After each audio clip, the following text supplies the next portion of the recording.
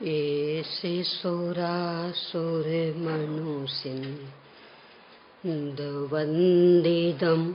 धो देखायिकं विमलं प्रणमामि वर्धमानं तीर्थं धम्मस्य कर्तारम्।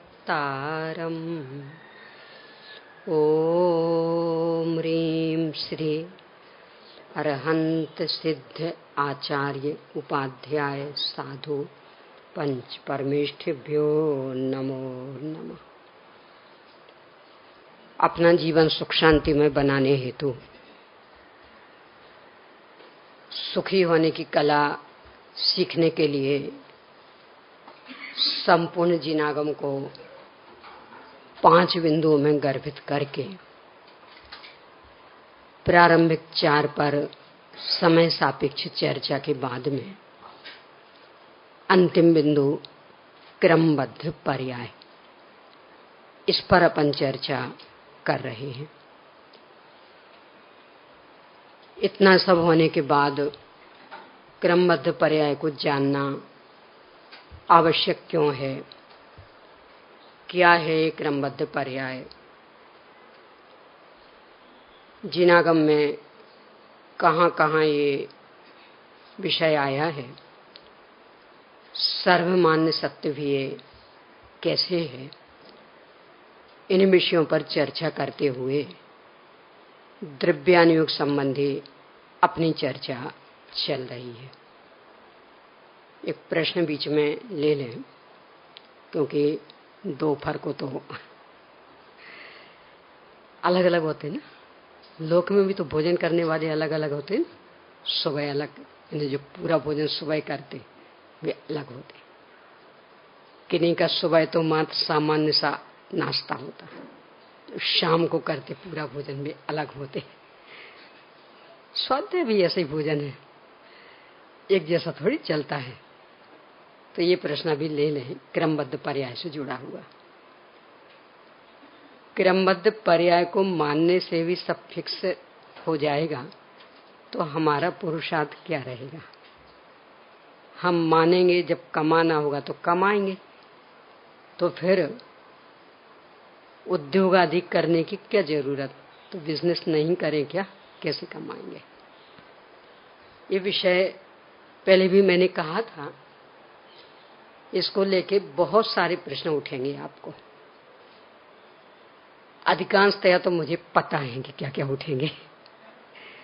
तो इसलिए जब तक यहां से ये नहीं आता कि बस अब ये विषय यहां समाप्त होता है और अब इस पर चर्चा शुरू होगी, तब तक तो आप धैर्य पूर्वक सुनते जाइए। और जब मैं ये कह दूं कि बस अब ये विषय समाप्त मेरी ओर से, अब अगला विषय शुरू होगा आत्मानुभूति की प्रायोगिक प्रक्रिया वाला, तब भी यदि कुछ प्रश्न रह जाएं क्रमबद्ध पर्याय संबंधी तो अवश्य ही लिख के दीजिए। मैं अपने सामर्थ्य के अनुसार समाधान करने का प्रयास करूंगी। पुरुषार्थ वाला बिंदु तो अभी शुरू ही नहीं हुआ है। अभी तो क्रमबद्ध पर्याय का स्वरूप और आगम से उसकी पुष्टि, अभी तो ये विषय ही चल रहा। पुरुषार्थ वाला तो बहुत विस्तृत प्रकरण है जो अपन यहां से लेने वाले हैं, पर चूंकि शब्द तो क्रमशः ही आते हैं ना, एक साथ तो सारा विषय आना संभव नहीं है। क्रमशः अपन विषय ले रहे हैं, तो अभी तो धैर्य पूर्वक ही सुनते जाइए। इसमें ही आपको फायदा है और मुझे भी विषय के प्रतिपादन में सुविधा, क्योंकि अक्रम से लेंगे तो आपको ये लगेगा कहां से कहां पहुंच गए। अभी तो चारों अनुयोगों से सिद्धि की चर्चा चल रही थी और अब बीच में पुरुषार्थ, और फिर जो छूट जाएगा फिर बाद में लेना पड़ेगा मुझे, तो फिर बीच में ये क्या गड़बड़? तो ऐसी कोई समस्या ना बने, इसके लिए धैर्य ही एक उपाय है कि धैर्य से सुनते जाइए। द्रव्यानुयोग से अपन क्रमबद्ध पर्याय का पोषण कर रहे थे। चूंकि सर्वज्ञता संपूर्ण जीनागम का मूल आधार होने पर भी द्रव्यानुयोग में उसे प्रकट करने का उपाय जिस स्तर से बताया है उसी स्तर से द्रव्यानुयोग में उसकी सिद्धि भी की है। प्रवचन सार जी का पहला अधिकार ज्ञान तत्व प्रज्ञापन अधिकार पूरा इसके लिए ही समर्पित है कि विश्व में कोई शक्ति ऐसी है कि जो एक साथ पूर्णतया प्रत्यक्ष रूप में सारे लोकालोक को जान ले। न्याय शास्त्र के मूल दो बिंदु सामान्य सर्वज्ञ सिद्धि और विशेष सर्वज्ञ सिद्धि, यानी सबसे पहले तो ये सिद्ध किया जाएगा कि कोई हो भी सकता है सर्वज्ञ, यानी इंद्रिय और मन के बिना तीन कालवर्ती संपूर्ण लोकालोक को प्रत्यक्ष जान ले ऐसी योग्यता विकसित हो सकती, इसकी सिद्धि की जाती। और फिर इसके बाद कि ऐसे सर्वज्ञ भगवान आप हैं, क्योंकि निर्दोषता के बिना सर्वज्ञता प्रकट नहीं होती, यानी वीतरागता के बिना सर्वज्ञता प्रकट नहीं होती। अन्य सब हमें रागी द्वेषी दिख रहे, इसलिए वे वीतरागी नहीं तो सर्वज्ञ भी नहीं। एक अकेले आप ही वीतरागी हैं, इसलिए अकेले आप ही सर्वज्ञ हैं, इसकी सिद्धि की जाती है। और फिर आप वीतरागी हैं सर्वज्ञ हैं, ये बात कैसे सिद्ध हो?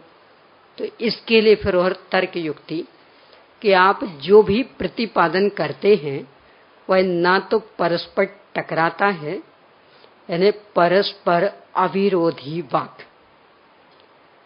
सब और बस एक ही धारा चलती। कथन शैली अलग अलग होगी पर सर्वत्र बस मात्र एक वीतरागता का पोषण। जैसे बने तैसे आरंभ परिग्रह छोड़ें, परोन्मुखी वृत्ति छोड़ें, नहीं छोड़ सकते तो कम करें, इसके अलावा और कोई विषय नहीं होगा। तो सर्वत्र जो एक रूपता है ये आपकी निर्दोषता को सिद्ध कर रहा और इससे ही आप सर्वज्ञ सिद्ध हैं। इसके लिए पूरा न्याय शास्त्र समर्पित, यानी उनका मूल विषय ये है कि सर्वज्ञ हो सकते हैं। ऐसे नहीं बैठते हैं। क्यों नहीं बैठते? क्यों नहीं बैठते? तो फिर अकेला बाबा वाक्यम प्रमाणम थोड़ी करना है। ये आसन मुसलमानों की आसन होती, देखा होगा ना, कभी भी नमाज को बैठेंगे तो कैसे बैठेंगे। और उनकी संस्कृति अपनी संस्कृति से एकदम उल्टी। अपने यहाँ सब कुछ सूर्य के माध्यम से होगा, उनके यहाँ सब कुछ चंद्रमा के माध्यम से होगा। यानी अपने यहाँ जब तक सूर्य नहीं दिखेगा ना तो चौके में प्रवेश भी नहीं, उनके यहाँ जब तक चंद्रमा नहीं दिखेगा तो चौका नहीं खुलेगा। सब में उल्टा उल्टा उल्टा। अपने यहाँ शुक्ल पक्ष अच्छा माना जाएगा, उनके यहाँ कृष्ण पक्ष। अपने यहाँ वृद्धि मास बुरा माना जाता, यानी कोई शुभ कार्य उसमें नहीं किए जाते, उनके यहाँ वृद्धि मास सबसे बढ़िया, जो 2.5 साल में एक बार आता सबसे बढ़िया माना जाता है। यानी एकदम उल्टी संस्कृति। तो ये आसन में उनकी यानी अपने से उल्टी। अपने यहाँ ये आसन मान्य नहीं है, क्योंकि तो शरीर की पुष्टि करने वाली आसन वज्रासन कहलाती नहीं। कब बैठा जाता? भोजन करके उठे हो तो वैद्य डॉक्टर कहते कुछ देर कोई आसन लगा लेना। तो ये तो शरीर सापेक्ष, और यहाँ तो शरीर में नहीं हूं, बात ही यहाँ से शुरू होनी। तो शरीर पोषक बातें यहाँ कैसे संभव? इसलिए ऐसी आसन में कम से कम देव शास्त्र गुरु के सामने तो नहीं बैठना। और उनकी संस्कृति पूरी हिंसक संस्कृति, अपने यहाँ की पर्व तिथियां जैसे बस ज्ञान वैराग्य, बिल्कुल निर्जल उपवास कर तो श्रेष्ठ। और उनके यहाँ की पर्व तिथियां, सबसे बड़ा पर्व बकरीद, सबसे बड़ा पर्व। कितना बढ़िया पर्व, सबसे बड़ा उनका त्योहार बकरी ईद। बस वही दिन रात चलता रहेगा। इसलिए उस संस्कृति की किसी रूप में नकल नहीं करना, यानी एकदम उल्टी, बिल्कुल पूर्व पश्चिम जैसी। एक प्रकार से देखें तो 36 जैसी, एक का मुंह इस तरफ एक का मुंह इस तरफ। इसलिए बहुत विवेक रखना। ये विराधना के कारण बनते हैं। 84 आसाधनाओं में इनका वर्णन है। और जहां देवशास्त्र गुरु की विराधना करेंगे तो उनसे हम सीख क्या पाएंगे। इसलिए चलिए आ जाए विषय पे। तो सर्वज्ञता की सिद्धि ये द्रव्यान योग का मूल विषय है। द्रव्यान योग का एक अंश, न्याय उसका मूल विषय। और चूंकि सर्वज्ञता में यही सिद्ध किया जाता कि वे 3 कालवर्ती लोकालोक के संपूर्ण पदार्थों को पूर्ण सुनिश्चित रूप में जान रहे। तो पूर्ण सुनिश्चित रूप में जानना कब संभव होगा कि वो पूर्ण सुनिश्चित होंगे, सुव्यवस्थित होंगे, तब तो जान पाएंगे ना। और यदि वे व्यवस्थित नहीं हो तो वो जान कैसे पाएंगे। यहां तक अपन चर्चा कर चुके। विस्तार तो इसका बहुत है, यानी यदि विस्तार करने बैठे तो प्रवचन सार का पहला अधिकार ज्ञानाधिकार, पहले अधिकार के भी कई अंश हैं। शुद्धोपयोग अधिकार, ज्ञानाधिकार, सुखाधिकार, फिर शुभोपयोग अधिकार। तो जब वो ज्ञानाधिकार वाला प्रकरण पूरा यहाँ ले सकते, पर उतने विस्तार में अपन नहीं जाएंगे। न्याय का भी लिया जा सकता, उस विस्तार में भी नहीं जाएंगे।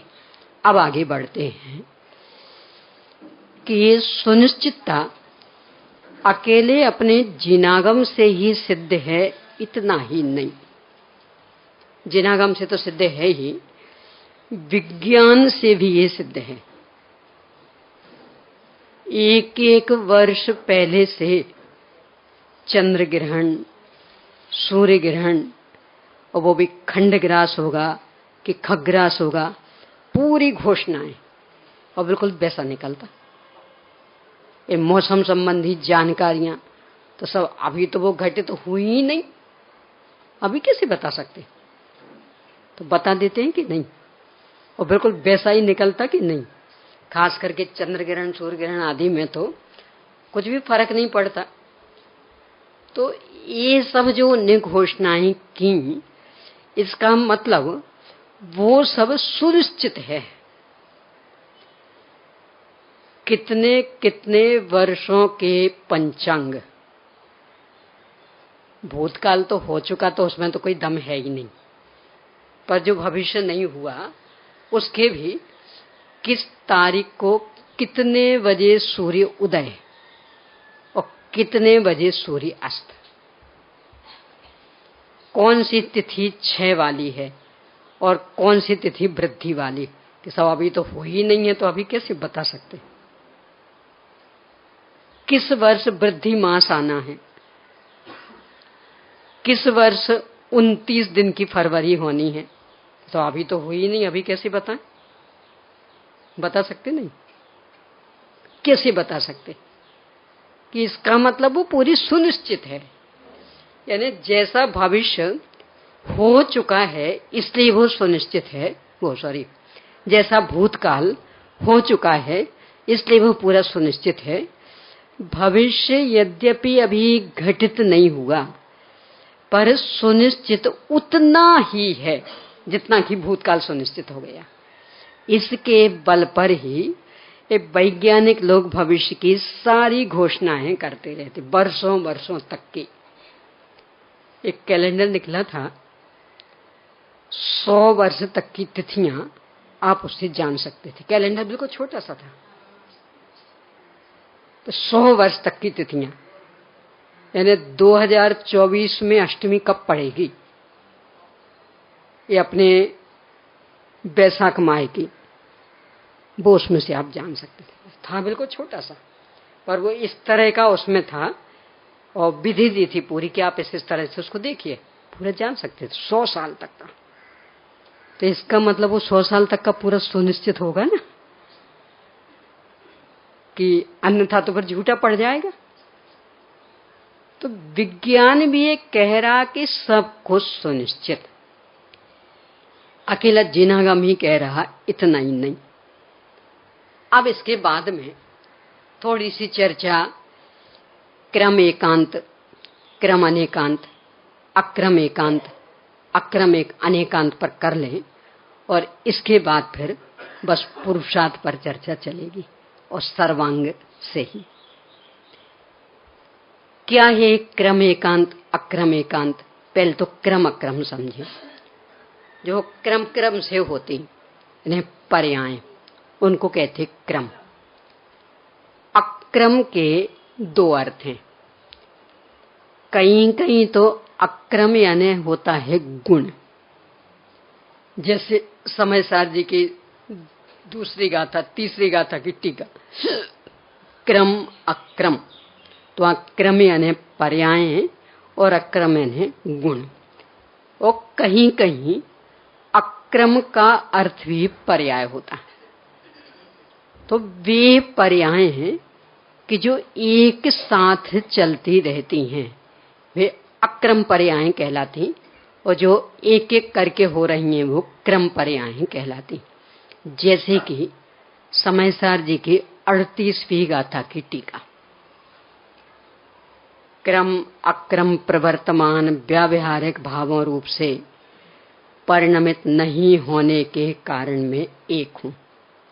समयसार जी की 38वीं गाथा की टीका। तो वहां क्रम अक्रम का अर्थ क्या है? गुणस्थान रूप पर्याय क्रम, क्योंकि गुणस्थान एक एक करके होते, एक साथ अनेक गुणस्थानों में एक जीव नहीं हो सकता, एक समय में एक ही गुणस्थान। पर मार्गना स्थान एक साथ 14 ही, यानी अभी अपने को देखें तो गति मार्गना की अपेक्षा मनुष्य गति में भी है, और इंद्री मार्गना की अपेक्षा पंचेंद्री में भी है, और काय मार्गना की अपेक्षा त्रसकाय में भी है। यानी पूरी 14 मार्गनाएं घटित हो जाएंगी, एक साथ चल रही। तो वे पर्याय हैं कि जो क्रम क्रम से एक एक हो रही, उनका नाम क्रम। और वे पर्याय हैं कि जो अनेकों के साथ चलती रहती हैं, उनका नाम अक्रम। यानी गुणस्थान रूप पर्याय ये क्रम, और मार्गना स्थान रूप पर्याय ये अक्रम। तो क्रम का तो एक ही अर्थ पर्याय, और अक्रम के 2 अर्थ, एक तो पर्याय और एक गुण। यानी गुण को भी अक्रम कहते हैं और पर्याय को भी अक्रम। तो पर्याय में कौन सी पर्याय हैं कि जो अनेकों एक साथ चल रही, जैसे मार्गना वाली, कि अपने ऊपर एक साथ 14 मार्गनाएं घटित हो जाएंगी। गुणस्थान तो एक ही घटित होगा, और मार्गना 14 की 14, तो वो अक्रम। अब इनका एकांत और अनेकांत। सर्वथा एक पक्ष को ही ग्रहण करना ये एकांत, और अनेक अनेक पक्षों को ग्रहण करना, पक्ष ने यहाँ एंगल, दृष्टिकोण। प्रत्येक वस्तु में अनेक अनेक एंगल हैं, अनेक अनेक दृष्टिकोण, तो उन सबको ग्रहण करना ये अनेकांत। जब जब भी क्रमबद्ध पर्याय की चर्चा आती है तो उसे नियतवाद कहकर के क्रम एकांत रूप में अपमानित किया जाता। क्रमबद्ध पर्याय की स्वीकृति मतलब नियतवाद, यानी बस सब निश्चित निश्चित निश्चित। तो ये तो क्रम का एकांत हो गया, और एकांतवाद दूषित समस्त, विषयादिक पोषक अप्रशस्त, रागी कुमतिन कर सुताभ्यास, ते हैं कुबोध बहु देन त्रास। तो इसको तो अपने कुबोध माना है, तो क्रमबद्ध पर्याय की जानकारी सुबोध कैसे हो जाएगी? बस ये उनका तर्क सीधा, यानी ये एकांत के पोषक है, क्योंकि बस नियतवाद की चर्चा चलती है, और एकांत तो अपने यहाँ गृहीत मिथ्यात्व है। तो जो गृहीत मिथ्यात्व की पोषक होगी वो सम्यक कैसे हो जाएगी? उसका श्रद्धान करने से आत्मा अनुभव कैसे होगा? आज अपने को बस ये गुत्थी सुलझानी है। एकांत तो मान्य है अपने यहाँ, पर सम्यक एकांत, मिथ्या एकांत नहीं। यानी अनेकांत सापेक्ष एकांत अपने यहाँ मान्य है और अनेकांत निरपेक्ष एकांत अपने यहाँ अमान्य है। देखो इसको ऐसा लें,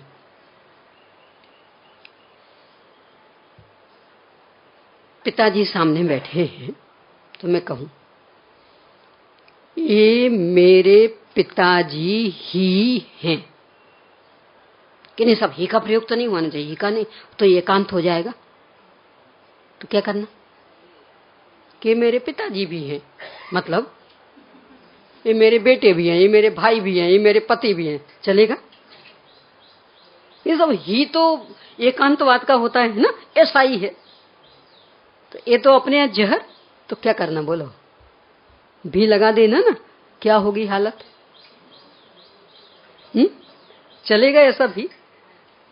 अग्नि उष्ण ही है कि नहीं? सब ही नहीं, ही एकांत है। क्या करना?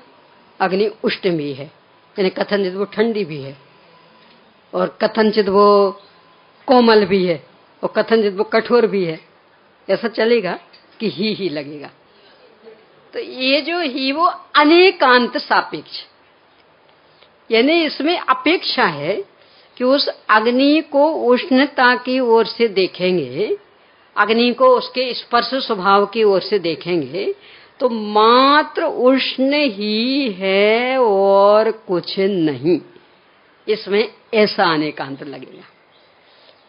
सिद्ध भगवान सुखी ही है कि नहीं? सब एकांत नहीं, एकांत नहीं, अनेकांत करो।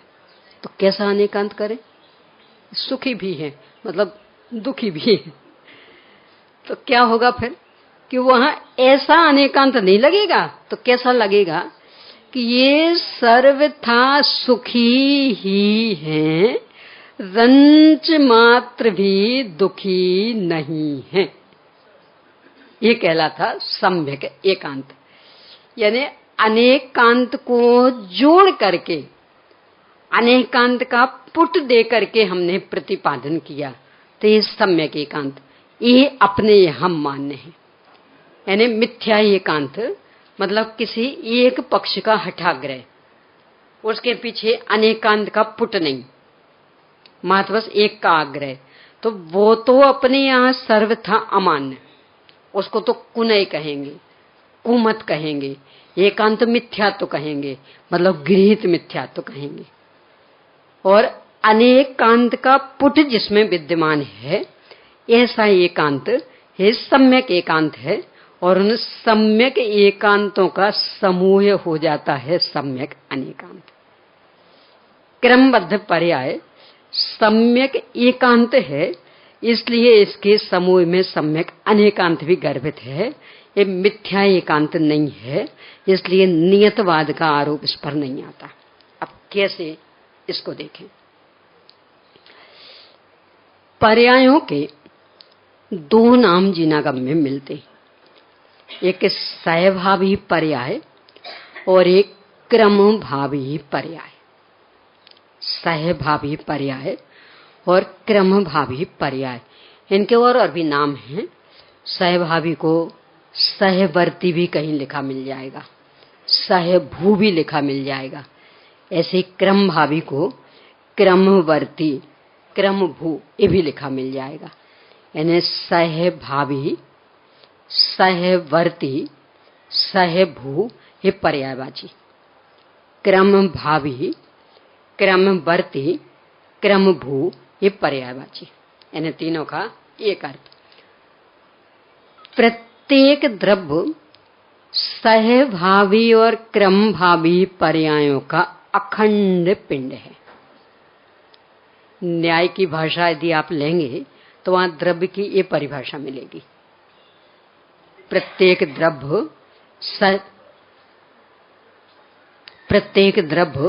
सहभावी और क्रमभावी पर्यायों का अखंड पिंड है।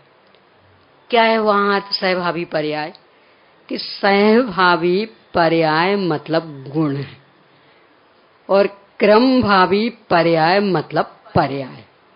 तो अपन सीधी सरल भाषा में परिभाषा ये बना लेंगे कि प्रत्येक द्रव्य गुण पर्यायों का अखंड पिंड है। पर न्याय की भाषा ये नहीं रहेगी। वहां क्या रहेगी भाषा? प्रत्येक द्रव्य सहभावी पर्याय और क्रम भावी पर्यायों का अखंड पिंड। सहभावी यानी निरंतर साथ साथ होते रहें। गुण चूंकि शाश्वत होते हैं, स्थायी होते, निरंतर बने रहते, इसलिए उनका नाम सहभावी। और पर्यायन है वो एक क्रमबद्ध पर्याय वाला, अपनी वो कारण शुद्ध पर्याय वाला पर्याय, यानी भेद, यानी वो उत्पाद व्यय नहीं, वो परिणमन नहीं, भेद। यानी वस्तु का वह अंश कि जो वस्तु की विशेषताएं तो हैं पर अनादि अनंत एक रूप रहने वाली, यानी गुण भेद, उसका नाम सहभावी पर्याय।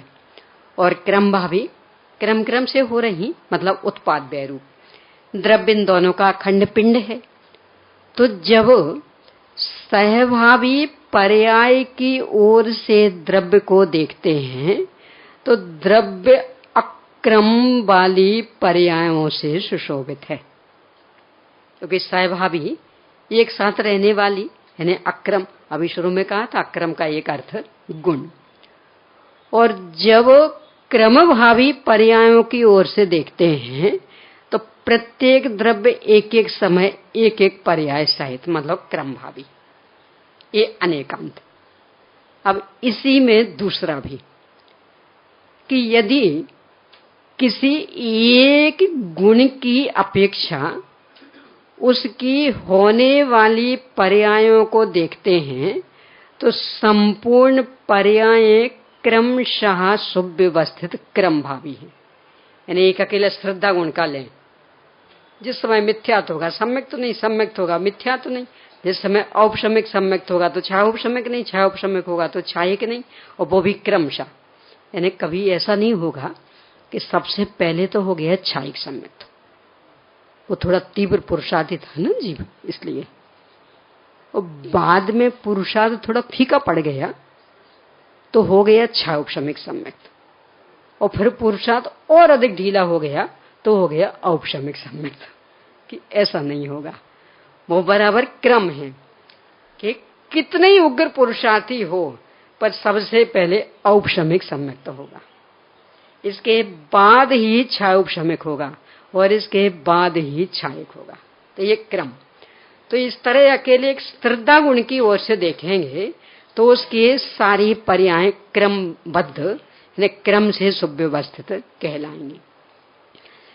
जिस समय श्रद्धा गुण में परिणमन चल रहा उसी समय अन्य अन्य गुणों में भी तो परिणमन चल रहा ना। तो श्रद्धा गुण की एक समयवर्ती एक पर्याय के साथ और अनंत अनंत गुणों की उसी समयवर्ती एक एक पर्याय को लेकर अनंत पर्याय चल रही। यानी जिस समय श्रद्धा गुण की सम्यक तो पर्याय, उसी समय ज्ञान गुण की सम्यक ज्ञान, चारित्र गुण की सम्यक चारित्र, सुख गुण की कुछ अतीन्द्रिय आनंद कुछ दुख, वीर गुण की इसमें ही शक्ति लग रही है, ऐसे पूरे अनंत अनंत गुणों की ले लें। तो इस ओर से देखें तो एक एक समयवर्ती पर्याय भी अक्रम यानी सहभावी, यानी अनंत अनंत गुणवर्ती एक एक पर्याय एक एक समय की। तो एक द्रव्य में एक साथ एक समय में कितनी पर्याय हो गई? अनंत अनंत। तो वे सहभावी अक्रम। इस तरह से पर्याय कथनचित क्रमभावी और कथनचित अक्रम भावी, यानी एक एक गुण की एक एक समयवर्ती एक एक पर्याय को देखते हैं तो हर पर्याय क्रम भावी, और जिस समय उस एक गुण में परिणमन चल रहा उसी समय अनंत गुणों में भी चल रहा, तो उनकी ओर से किसी भी पर्याय को देखें तो चूंकि एक साथ अनंत अनंत चल रही, इसलिए वे सारी पर्याय अक्रम भावी। एक तो ये अर्थ। और दूसरा अक्रम यानी गुण, कि जिस समय कोई पर्याय चल रही तो उसका शाश्वत गुण भी चल रहा, और गुण का नाम अक्रम। तो क्रम अक्रम से सहित है, अक्रम का पुट उसमें विद्यमान है, और अक्रम क्रम से सहित है, उसमें क्रम का पुट विद्यमान है। और ये दोनों ही जिनागम को मान्य है, हमें मान्य है। इसका मतलब क्रम पोषक अक्रम और अक्रम पोषक क्रम, यानी सम्यक एकांत क्रम का उन सबके समूह का नाम सम्यक अनेकांत, सम्यक अनेकांत में से सम्यक एकांत क्रम का निकला। ये अपने यहाँ की अपेक्षाएं हैं, जिनको विषय और स्पष्ट नहीं हुआ हो, और ये वाली पुस्तक यदि आपके पास हो क्रमबद्ध पर्याय निर्देश का, तो इसके पेज नंबर 110 और 111 से इस विषय को आप वह दोहरा सकेंगे। अब अपना विषय पुरुषार्थ की ओर बढ़ रहा कि सब कुछ सुनिश्चित। सब कुछ सुनिश्चित मतलब क्या? स्वभाव, पुरुषार्थ, काल लब्धि, भवितव्य और निमित्त, ये 5। कौन कौन से 5? स्वभाव, पुरुषार्थ, काल लब्धि, भवितव्य और निमित्त। थोड़ा सा इनका स्वरूप देख लें। किस में कार्य होना, यानी उस काम रूप से परिणमित होने की त्रैकालिक योग्यता, वह कहलाता स्वभाव। यानी सम्यक्त जब भी होगा, किस में होगा? वैसे लें तो श्रद्धा गुण में, क्योंकि वो श्रद्धा गुण की पर्याय। और आगे बढ़े तो भव्य जीव में, और आगे बढ़े तो निकट भव्य में, क्योंकि अति दूरांदूर भव्य में तो नहीं होगा, अभव्य में होने का प्रश्न ही नहीं। तो ये कहलाएगा स्वभाव।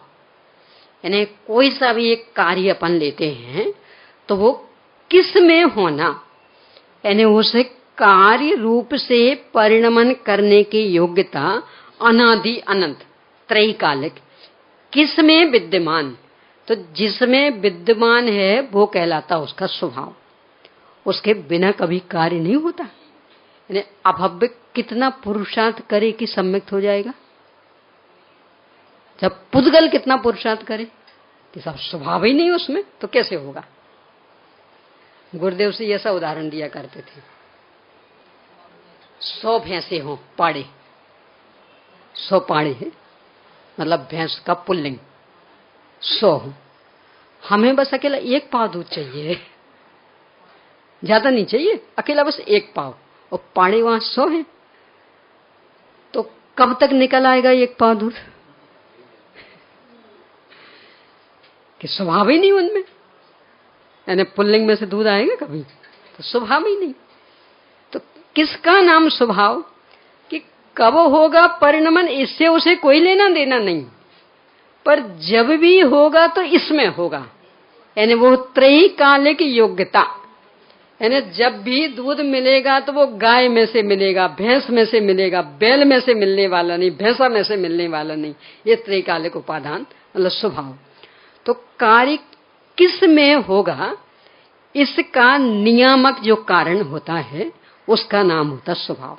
ठीक है। अब पुरुषार्थ, पुरुषार्थ का विश्लेषण तो बहुत आएगा, अभी तो सामान्य सार्थ मतलब 5 समवायों के संबंध में। कार्य किस विधि से होगा, उसकी प्रोसेस क्या होगी, प्रक्रिया क्या होगी, वो भी पूरे सुनिश्चित है। यानी आपको एक पंखा चालू करना तो उसकी एक प्रोसेस है, प्रक्रिया है, और यदि आपने उससे किया काम तब तो हो जाएगा, और उसको छोड़ के बाकी कुछ किया कि सब एक घुमाना है ना, एक बड़ा डंडा लो और फंसा के, ठंडी हवा आएगी कि पसीना पसीना हो जाओगे कि तो हम तो सुना था पंखे के नीचे में तो ठंडी हवा आती है तो पसीना पसीना हो गए। कि सिस्टमेटिक काम होता है। अब आप वो पद्धति नहीं अपनाओगे तो यही फल मिलेगा। तो प्रत्येक पर्याय के प्रकट होने की एक सुव्यवस्थित प्रक्रिया, उस प्रक्रिया से वो पर्याय प्रकट होगी, यानी विधि। सिस्टम, उसका प्रोसेस, तो वो कहलाता है पुरुषार्थ। और विस्तार से तो और अलग आएगा, अभी तो संक्षेप में कि पुरुषार्थ मतलब उस कार्य होने की विधि, यानी वो जो कार्य होना जो कि स्वभाव में योग्यता, तो किस विधि से प्रकट होगा, तो जिस विधि से प्रकट होता उस विधि को कहते हैं पुरुषार्थ। यानी अनंतर पूर्व क्षणवर्ती पर्याय से युक्त द्रव्य के व्यय पूर्वक प्रकट होगा तो उसे कहेंगे पुरुषार्थ। तो ये किसका नियामक? विधि का, यानी किस पद्धति से वो काम होगा। इसके बाद काल लब्धि, कब होगा, तो ये विधि निर्णय नहीं करेगी, स्वभाव निर्णय नहीं करेगा, वो समय कि सब वो 9:10 पर होना, तो वो 9:10 पर ही होगा। आप 9:09 तक बिल्कुल निश्चिंत रहिए कि नहीं हम पहले ले आए तो असंभव। देखो हर क्षेत्र में ऐसा, यानी आपने कुकर चढ़ा दिया, अब उसकी सीटी का एक काल निश्चित, अब करो उतावली, यानी वो 10 मिनट में सीटी आनी मान लो, तो आप जल्दी जल्दी करो, यानी ऐसा करना और दोनों ही चूल्हे जला लेना और दोनों की लो जल्दी आ जाए। क्या हो गई हालत? कदाचित प्रेशर से जल्दी सीटी आ भी जाएगी, पर साथ में कुकर भी फट सकता, और कदाचित नहीं भी फटा तो सामान तो नियम से कच्चा रह जाएगा। सीटी पे सीटी देते रहना। तो काल भी सुनिश्चित कि किसमें कितना काल लगेगा, कौन सी पर्याय कब आनी, तो ये समय, तो समय का नियामक यानी कब होना वो कार्य, यानी योग्यता तो है पर कब प्रगटेगी कि आपके उतावलेपन से प्रकट नहीं होगी, उसका एक समय है। देखो लोक में किसी में भी उतावलापन नहीं चलता। एक बूढ़ी सास है, पोते को देखने की बहुत भावना, बहू गर्भवती भी है, पर वो बीमार बहुत रहती, तो उनको ये लग रहा पता नहीं देख पाऊंगी कि नहीं, पता नहीं देख पाऊंगी कि नहीं पोते का मुंह, तो क्या करना, जल्दी जल्दी। तो पोता मिलेगा कि लाश मिलेगी? यदि पोता चाहिए तो उपाय क्या कि डॉक्टर कह रहा है इस तारीख को डिलीवरी होगी, तो आप चुपचाप इंतजार करो, अब तुम्हारे भाग्य में होगा तो शकल देखने मिल जाएगी, नहीं होगा तो नहीं। पर चूंकि मुझे शकल देखने मिल जाए इसके लिए उतावलापन किया तो क्या हालत होगी, सोच लेना। जब इतने से काम में उतावलापन नहीं चलता तो धर्म में कैसे चल जाएगा? जल्दी जल्दी जल्दी जल्दी, कि ऐसे अधीरों को नहीं होता। ये तो लोक में भी धीर बनना पड़ता। अभी अपने ट्रैफिक वगैरह का होता ना, अब वो मान लो लाल बत्ती चल रही, अपने को तो जल्दी जाना, क्या करना, निकाल लो गाड़ी, क्या होगा? जहां पहुंचेंगे, जहां पहुंचना था वहां पहुंचेंगे कि बोलो, तो चलेगा उतावलापन। अभी हो गया था ना, यानी सामने वाली सड़क तो बिल्कुल खाली हो गई थी, पर वो लाल बत्ती हरी में बदल ही नहीं रही थी, तो हमारे भैया देख रहे थे क्या चक्कर क्या है, तो इस तरफ की भी देखी चक्कर क्या है, बिगड़ता नहीं गई। अब होते रहो उतावले, पर जब तक वो हरा नहीं होता और गाड़ी डाल दी तो क्या होगा बोलो? यानी किसी भी काम में लेना, हर एक का अपना समय सुनिश्चित, उसके पहले आप कितनी अधीर होना, कितनी उतावलापन करना, कितनी देखा देखी करना, पर वो तो जब हरी बत्ती होनी तब होगी। आपके देखने से थोड़ी होंगे, सब पूरी सड़क खाली हो गई हो तो भी अभी तक लाल बत्ती चल रही, तो चल रही है ना, चल रही, आपके उतावलेपन से कुछ नहीं होना। तो कब होगा कार्य, इसका निर्णय देगा वो काल लब्धि का बिंदु, कि जब हमारा समय होगा तब आएंगे, जब तक समय नहीं तब तक नहीं आएंगे, तो काल लब्धि यानी समय के नियामक। इसके बाद क्या होगा कि चाहे के अनुसार नहीं, उसमें जो योग्यता होगी वो होगा, तो इसके नियामक यानी क्या होगा, तो योग्यता अनुसार होगा, ये है भवितव्यता। यानी किसके नियामक कि क्या होगा, कब होगा का उत्तर देगी काल लब्धि, और क्या होगा का उत्तर भवितव्यता। और कौन ऐसा होगा कि जिस पर अनुकूलता का आरोप आएगा? वो स्वयं इस कार्य रूप नहीं परिणमेगा, पर साक्षीदार वो बनेगा, वो भी निश्चित। तो वो है निमित्त। इस तरह से 5 समवाय। समवाय यानी होता समूह, समवाय यानी समूह। और चूंकि 5 चीजें, तो इन 5 का समूह एक साथ होगा तब कहीं कोई सा भी कार्य होगा। स्वभाव एक किस में होगा, इसका उत्तर देने वाला। पुरुषार्थ किस विधि से होगा, इसका उत्तर देने वाला। काल लब्धि किस समय होगा, कब होगा, इसका उत्तर देती। भवितव्यता क्या होगा, इसका उत्तर देती। और निमित्त कि कौन ऐसा होगा कि जो साक्षीदार बनेगा। स्वयं कार्य रूप परिणमित नहीं होगा, पर अनुकूलता का आरोप उस पर ही आएगा, इसलिए वो साक्षीदार रहेगा। तो कौन ऐसा होगा, इसका उत्तर देने वाला निमित्त नामक बिंदु। तो ये 5 सुनिश्चित, इसका नाम है क्रमबद्ध पर्याय, यानी 5 की सुनिश्चितता। इसको और भी ले तो स्थान भी सुनिश्चित, व्यक्ति भी सुनिश्चित, समय भी सुनिश्चित, निमित्त भी सुनिश्चित, विधि भी सुनिश्चित। इसका एक नाम है क्रमबद्ध पर्याय, यानी सर्वांग सुनिश्चितता।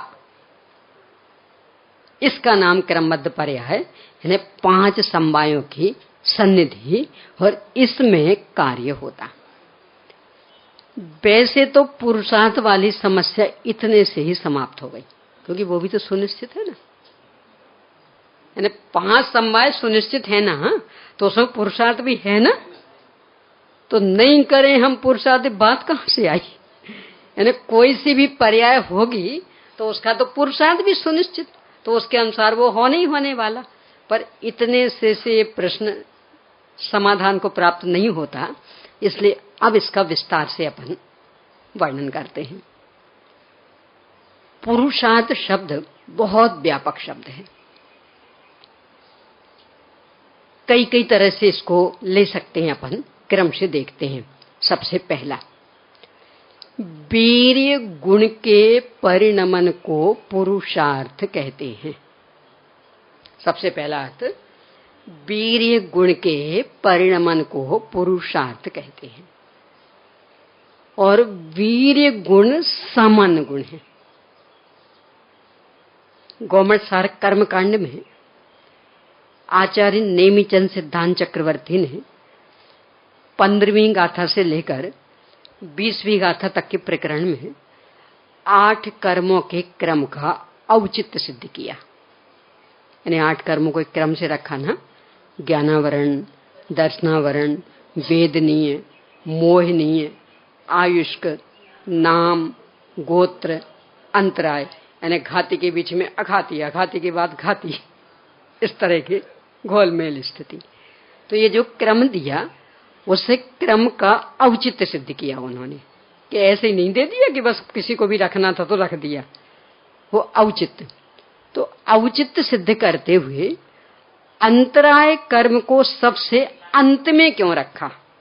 है तो घाती और अघाती के बाद, तो क्यों रखा? उसके पीछे 3 कारण दिए। तो उसमें एक कारण, जिसके लिए अभी ये शुरू किया अपन ने, कि जीवा जीव गद मिदी चरिमे, चरिमे यानी अंत में, यानी अंतराय कर्म को अंत में क्यों रखा? कि वह जिस गुण के घात में निमित्त बनता है, वह गुण जीव और अजीव सभी में पाया जाता है। किस गुण के घात में निमित्त बनता? वीर्य गुण के घात में। तो वीर्य गुण जीव और अजीव सभी में पाया जाता है, इसलिए वो गुण व्यापक हो गया, यानी खूब मोटा ताजा हो गया। व्यापक मतलब सब में पाया जाए तो मोटा ताजा। और लोग का भी मनोविज्ञान क्या है? यानी मान लो सीट ऐसे हो, एक तरफ से खुली हो, दूसरी तरफ से तो मान लो दीवार, तो बिठाना शुरू करेंगे अपन। तो जो दुबले दुबले होंगे उनको पहले बिठा देंगे, और जो मोटा होगा तुम तो अंत में बैठो, अब यहाँ फैलते रहना। यानी बीच में बैठ जाओगे, 2 जन की जगह घेर लोगे, यही नियम हो मनोविज्ञान यही कहता ना, यानी मोटा ताजा होगा तो उसे बीच में नहीं बिठाएंगे, उसे अंत में, क्योंकि इस तरफ खुला है, तब जो भी फैलना हो फैलते रहना। भले सीट ज्यादा नहीं है पर बाकी जगह तो खुली है ना, तो फैलते रहना।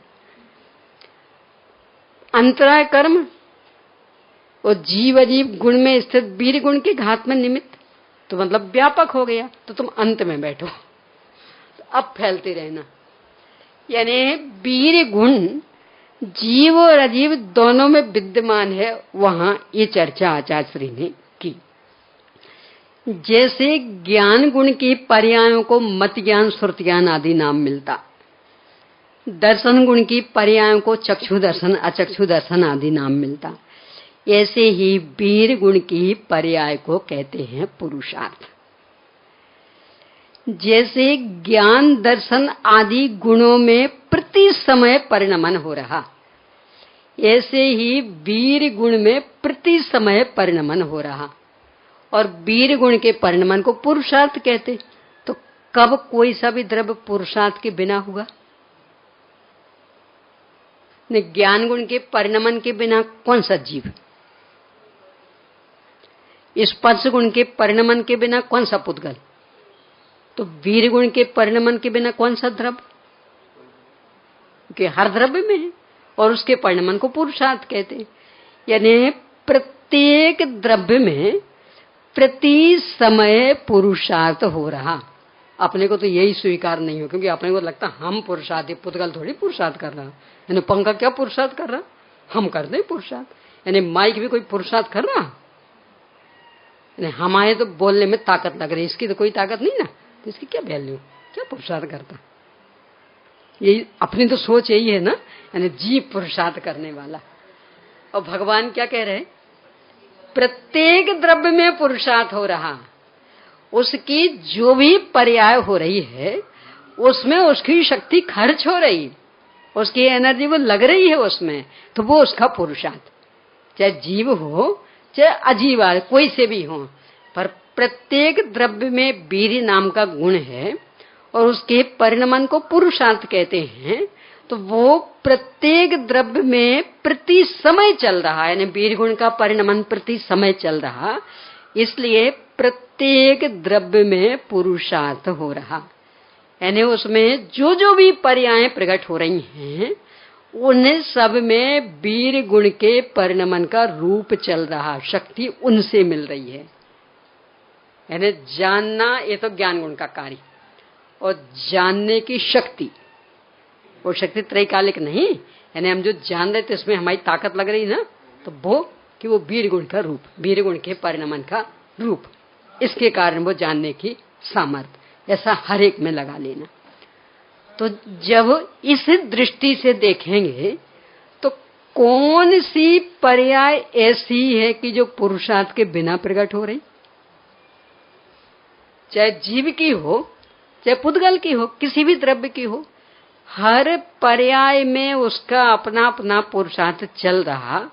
तो यदि हमने सब कुछ सुनिश्चित मान लिया तो हमारे पुरुषार्थ का क्या होगा, ये प्रश्न ही। क्यों?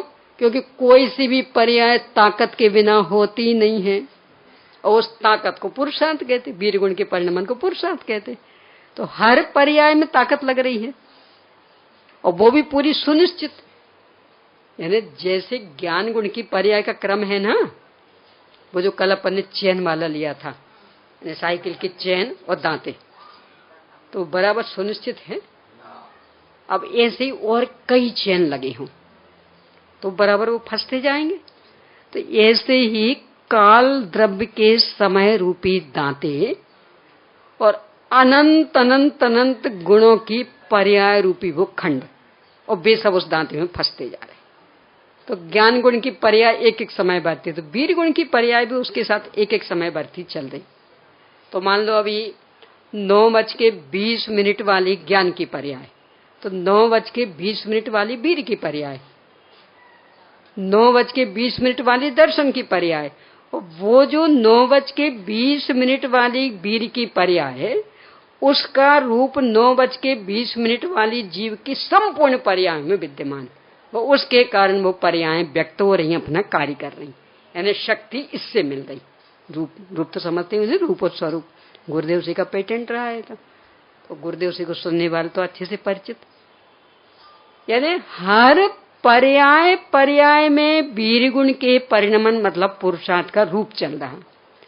तो इसके कारण हर पर्याय में उसकी अपनी योग्यता विकसित हो रही। तो कोई सी भी पर्याय ऐसी नहीं कि जो पुरुषार्थ के बिना होती हो। हर पर्याय के साथ अपना अपना पुरुषार्थ लगा हुआ। ये तो एक अर्थ हुआ, पर इससे हम संतुष्ट होने वाले नहीं, क्योंकि हमारे हाथ में कुछ आना चाहिए ना। अभी तो हो ही रहा है, तो पुद्गल में भी हो रहा, तो हमें क्या है इसका। तो अब दूसरा अर्थ, पुरुषार्थ। इसमें मूल शब्द हैं दो, पुरुष और अर्थ। पुरुष यानी होता आत्मा और अर्थ यानी होता प्रयोजन अथवा के लिए होता ना विद्यार्थी। तो विद्या ही है प्रयोजन जिसका, अथवा विद्या के लिए जिसने जीवन समर्पित किया। यानी अर्थ शब्द प्रयोजन के अर्थ में भी आता और के लिए के अर्थ में भी आता। पुरुष यानी आत्मा। पुरुषार्थ सिद्धि उपाय में विश्लेषण इस तरह से किया, अस्ति पुरुषश्चिदात्मा, कि चैतन्य स्वरूपी आत्मा को पुरुष कहते हैं। तो पुरुष यानी आत्मा। तो आत्मा के लिए जो होता है उसे पुरुषार्थ कहते हैं। सीधी सीधी परिभाषा। और तत्वार्थ सूत्र का पहला भाग यहां रखा गया, आप लोगों ने उठा तत्वार्थ सूत्र का पहला भाग। तो पुरुष यानी आत्मा और अर्थ यानी है प्रयोजन, मतलब के लिए भी। यानी आत्मा के लिए होने वाले कार्यों का एक नाम है पुरुषार्थ। गोरख धंधे का नाम पुरुषार्थ नहीं, वो भी आएगी चर्चा, वो अगले अर्थों में। अभी तो ये दूसरा वाला अर्थ। तो अभी तो इसमें है कि आत्मा के लिए होने वाले कार्य का एक नाम पुरुषार्थ। आत्मा क्या चाहता है? कि दुख, आकुलता, बेचैनी, सबका उद्देश्य क्या? एक ही, जे त्रिभुवन में जीव अनंत, सुख चाहे दुख ते भय बंद, बस सबका एक ही है। तो इसके लिए होने वाला जो भी कार्य है उसका एक नाम है पुरुषार्थ। पुरुष का अर्थ मूल में तो आत्मा होता है, पर ऐसे लें तो पुरुष यानी पुरुष भी होता है। पर जिनागम में पुरुष का अर्थ पुरुष नहीं, आत्मा।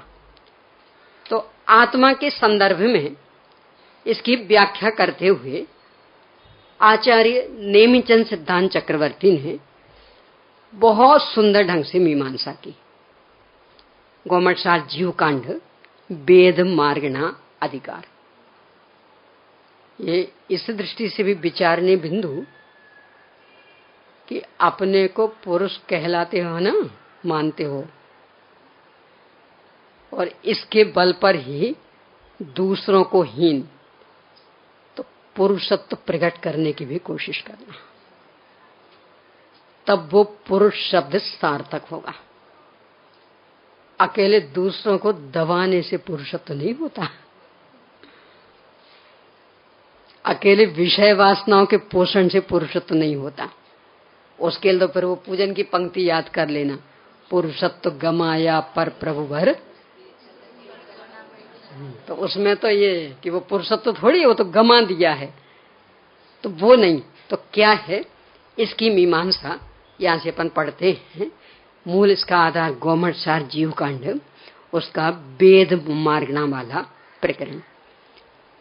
पुरुष शब्द में मूल दो शब्द हैं, पुरु और शा।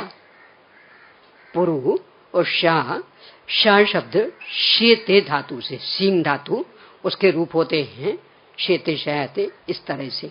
तो पुरु और शा यहां उसके अनेक अर्थ कर रहे हैं। देखिए,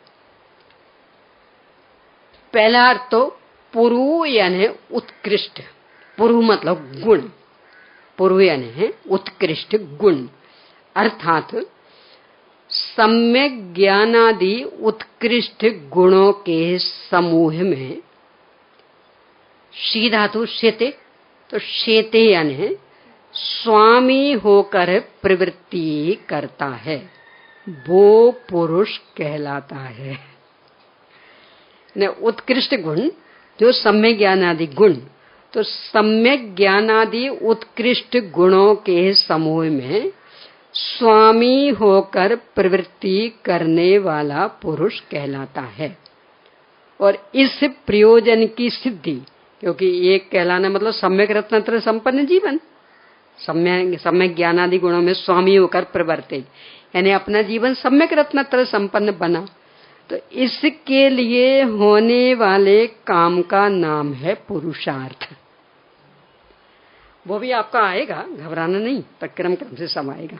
पहले असली अर्थ तो समझ लेना, फिर अपन ने जो कल्पनाएं कर रखी हैं उनकी चर्चा बाद में देखेंगे। तो पहला अर्थ कि पुरु यानी उत्कृष्ट सम्यक ज्ञानादि गुण, और शेते यानी स्वामी होकर के प्रवृत्ति करे। तो पूरा वाक्य क्या होगा कि उत्कृष्ट सम्यक ज्ञानादि गुणों के समूह में स्वामी होकर प्रवृत्ति करने वाला पुरुष कहलाता है, और उसके लिए होने वाला कार्य, उसके प्रयोजन की सिद्धि करने वाला कार्य पुरुषार्थ कहलाता। अब दूसरा अर्थ, पुरु यानी भोग। पहले में था पुरु यानी है उत्कृष्ट गुण, दूसरे में है पुरु यानी भोग, और शेते यानी भोगने की क्षमता। शेते यानी भोगने की क्षमता। तो पूरा अर्थ क्या बनेगा, नरेंद्र, चक्रवर्ती, इंद्र आदि संबंधी उत्कृष्ट भोगों के समूह में भोक्ता होकर प्रवृत्ति करने वाला पुरुष कहलाता है। पुरु यानी भोग, शेते यानी भोगने वाला। तो नरेंद्र, चक्रवर्ती, इंद्र आदि, क्योंकि उत्कृष्ट पद माने जाते, इनकी संपत्ति भी उत्कृष्ट होती।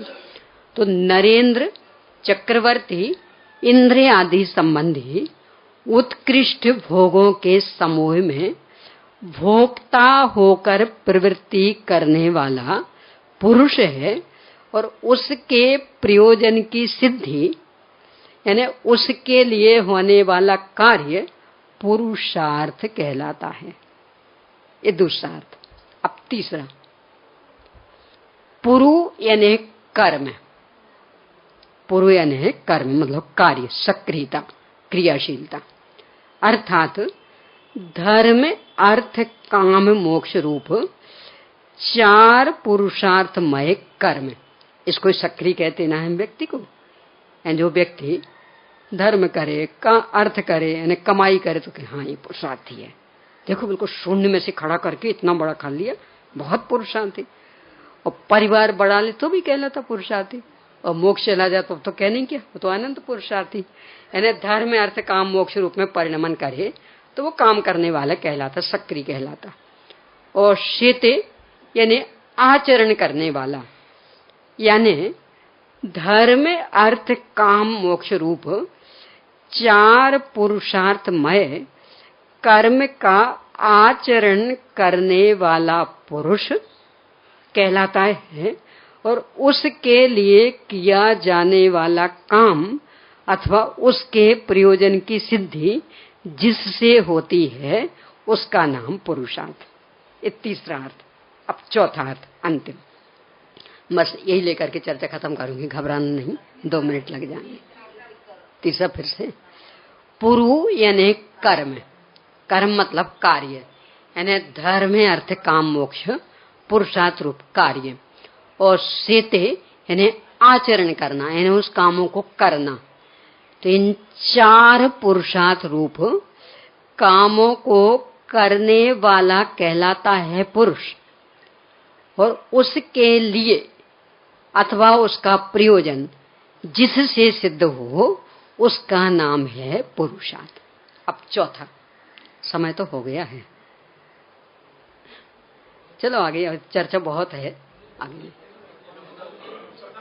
चलिए चौथा कर ले तो। पुरु यानी उत्तम पद, मतलब परमेष्ठी पद। पुरु यानी उत्तम पद यानी परमेष्ठी पद, और शेते यानी स्थित हो, यानी जो परमेष्ठी पद में स्थित हैं उनका नाम तो है पुरुष, और उनके प्रयोजन की सिद्धि जिससे होती, उनके लिए जो काम होता, मतलब वितरक विज्ञान था, वही मोक्षमा प्रकाशक के पहले अध्याय का प्रकरण याद कर लेना, उसका नाम है पुरुषार्थ। तो इस तरह पूरी परिभाषा क्या बनेगी?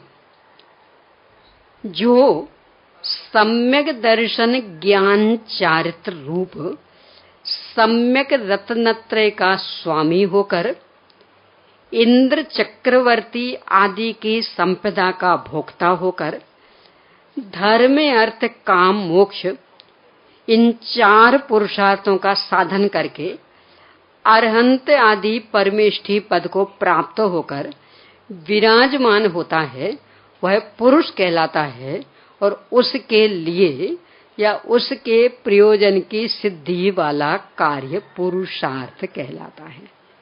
इसका नाम पुरुषार्थ। अब इसके साथ क्रमबद्ध पर्याय की संधि कैसे बैठती, ये विषय अपन आगे लेंगे। चलिए प्रश्न लिख लीजिए। क्रमबद्ध परिणमन वर्तमान वैज्ञानिकों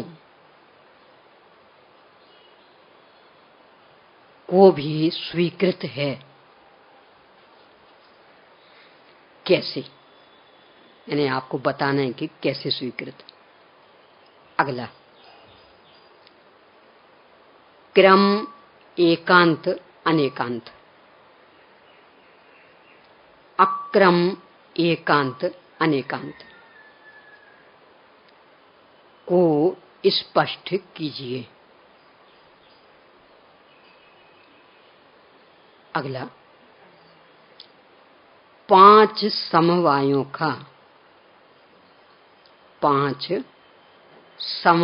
का सामान्य अर्थ बताते हुए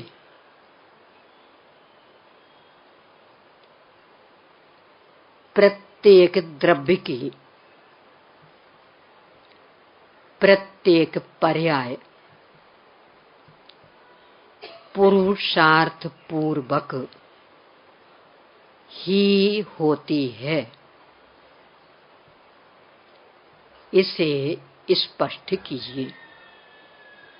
क्योंकि जो अंत का प्रकरण लिया वो अभी और चलेगा, इसलिए उस संबंधी प्रश्न आगे देखेंगे।